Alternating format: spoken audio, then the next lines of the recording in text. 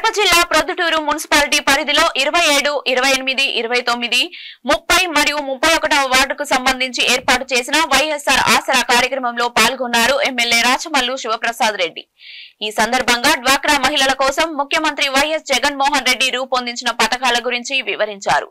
ఈ కార్యక్రమంలో municipal chairperson Bheemunapalli Lakshmidevi Nagaraju, ward కౌన్సిలర్లు, మహిళా నాయకులు, లబ్ధిదారులు తదితరులు పాల్గొన్నారు.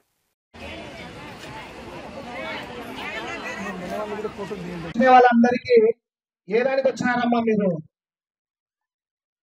ఏమమ్మా ఆసరా? ఆసరా అంటే అందరి చేతులు ఎత్తండమ్మా.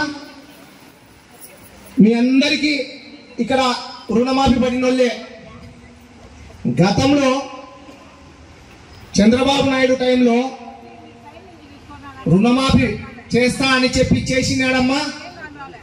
గట్టిగా చెప్పండి అమ్మా. చేయలే. ఇప్పుడు జగన్ సార్ చెప్పి చేసినాడు. ఇప్పుడు మళ్ళా వస్తున్నారు మన ఇళ్ళ దగ్గరికి దొంగలు. మళ్ళా రుణమాఫీ చేస్తా, ప్రతి ఆడ మనిషికి 1500 ప్రతి నెల ఇస్తా అని చెప్తా ఉన్నాడు. చెప్పినది చేస్తాడమ్మా చంద్రబాబు నాయుడు? మీకు నమ్మకం ఉందా? నమ్మకం లేదంటే ఇట్లా ఊపండి అమ్మా. చంద్రబాబు నాయుడు మీద మీకు నమ్మకం లేదు కదా? లేదు. చెప్పినది చేస్తాడా? ఒక్కటి కూడా చేయడు. ఈ ఎలక్షన్స్ వస్తున్నాయి కాబట్టి ఈరోజు మళ్ళా మీ ముందుకు వచ్చి నేను అది చేస్తా, నేను ఇది చేస్తా, 3 సిలిండర్లు ఇస్తా, ఇవన్నీ అంటా ఉన్నాడు. అట్లాంటోడు మళ్ళా మోసం చేసేదానికి మన ఏరియాలో కానీ, మన ఊర్లో కానీ, మన రాష్ట్రంలో తిరుగుతూ ఉన్నారు దొంగలందరూ. వాళ్ళని నమ్మద్దమ్మా. దయ ఉంచి మిమ్మల్ని నమ్ముకున్నాడు జగన్మోహన్ రెడ్డి మన సీఎం గారు.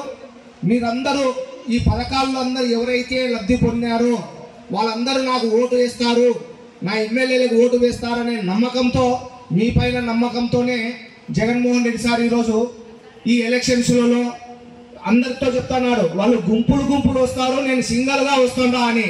కరెక్టా కాదమ్మా? ఎవరిని నమ్ముకొని వస్తున్నాడు జగన్ సింగల్గా? ఎవరిని అమ్మా?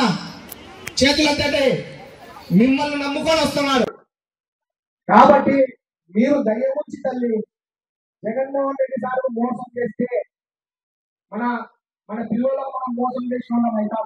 కాబట్టి ఎవరైతే లబ్ధి చేకూరినారో, ఎవరికైతే లబ్ధి వచ్చిందో వాళ్ళందరూ కూడా సార్లు జగన్ సార్ ఓటు వేసి, మన ఎమ్మెల్యే గారికి ఓటు వేసి, మన ఎమ్మెల్యే గారికి 3సారి మన రామేశ్వర మన ఎమ్మెల్యే గారు.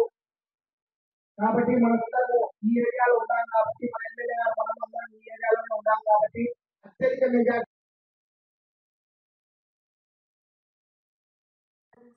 కోరుతూ రేపు రాబోయే ఎలక్షన్లలో ఫ్యాన్ గుర్తుకు ఓటు వేయాలని మిమ్మల్ని అందరినీ ప్రార్థిస్తున్నానమ్మా.